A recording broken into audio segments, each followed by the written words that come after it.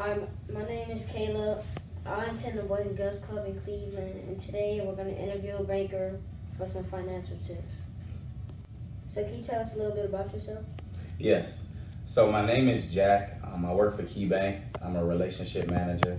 I've been in the business for about 10 years now, between two different financial institutions. And I do a lot of financial advising and financial leadership with a lot of different clients, all age groups, just really getting people on a path to financial wellness. What made you decide to go into banking? Honestly, at first, like a lot of things in life, it's looked at as just a job. But I think once you get into something that you just have a passion for, something comes out of you. You find out that it's a passion for you that you didn't know it was. For me now, being in the field, I just love to help people. It's so many people really starting at a young age that don't have financial guidance, and that's why it gets to a point that later in their lives, at the age of 30 or 40 or 50, they still don't know how to manage money, how to save. They don't have credit intelligence and things like that. So I find a passion now getting down to the root of it to start people on the right path.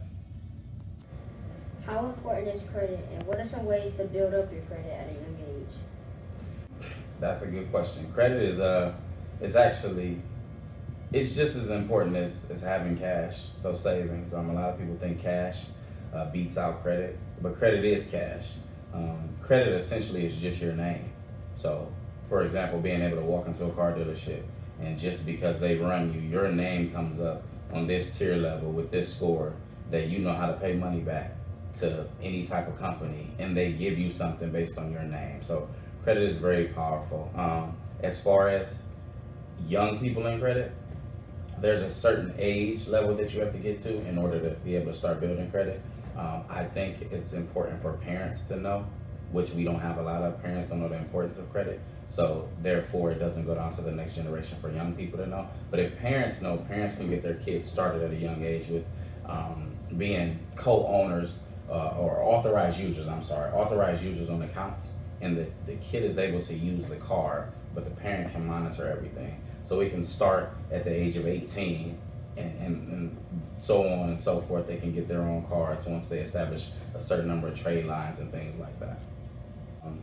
Credit being your name, that's integrity. That's showing honesty.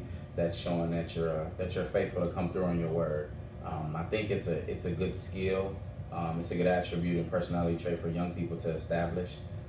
Being a young age, you're not really focused on those things. But again, like I said, it goes back to the parent knowing to get the kids started on that path. But for example, I'll just speak on something that maybe kids will buy, a pair of shoes, so maybe some Jordans or something like that.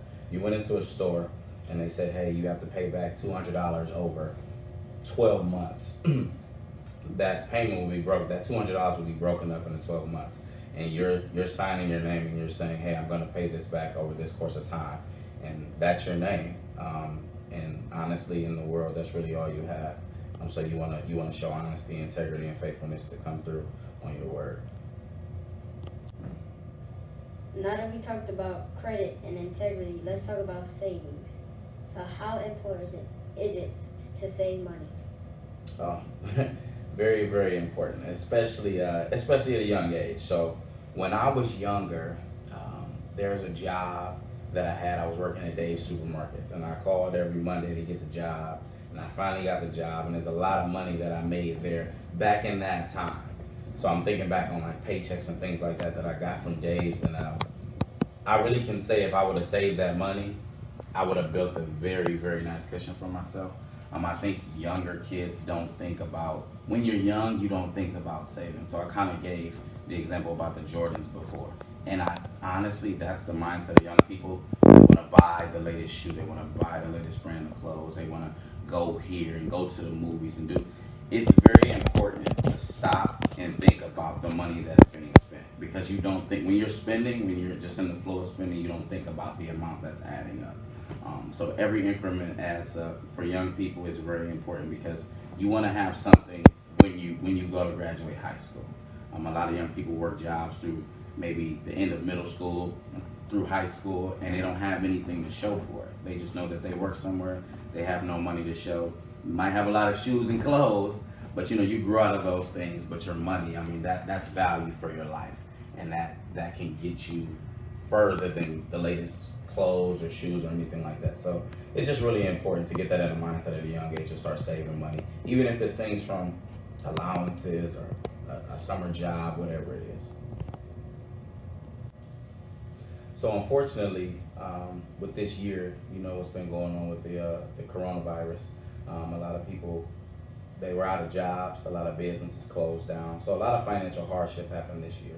And people are still going through it. People are still recovering from it. You got a lot of people on unemployment, tons of people on unemployment. So just to kind of tie that in with savings, if people had that cushion that we were talking about earlier, they wouldn't have ran into the walls that they ran into. They would have been able to keep up on bills.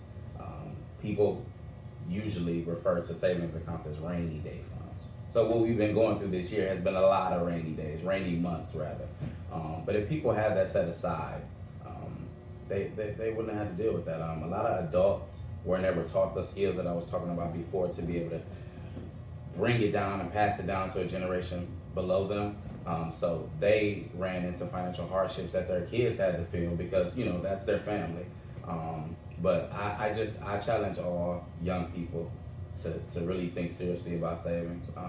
You yourself, make sure you start working summer jobs, putting money away. Not always focusing on buying something or going somewhere. A lot of young people, they don't know the feeling of money, so when they get it, they want to do something with it. And the wrong perception has been put into the world. When you get money, you make money to spend it. You don't make money just to spend it. You make money to save it, to invest it, to make it work for you. Your money can work for you, but if you don't have any, there's nothing to work for, so. What are some ways to save money if your parents don't take you to a bank? Oh, it's numerous ways. For young people, you can use things as simple as a piggy bank, a shoebox.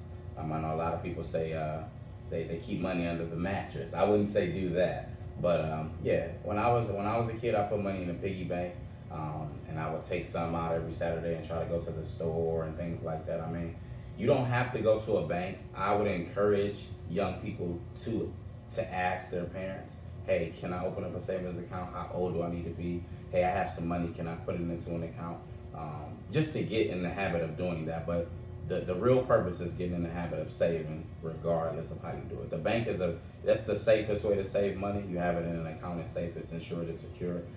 But just starting to do it. Once you're in the mindset, the bank account can come. But if you already have the mindset, you have the energy and the passion to want to save money and not want to spend it, so you're already on the right path, and you'll be on the right path for when you become an adult. Is there anything else that you'd like to talk about?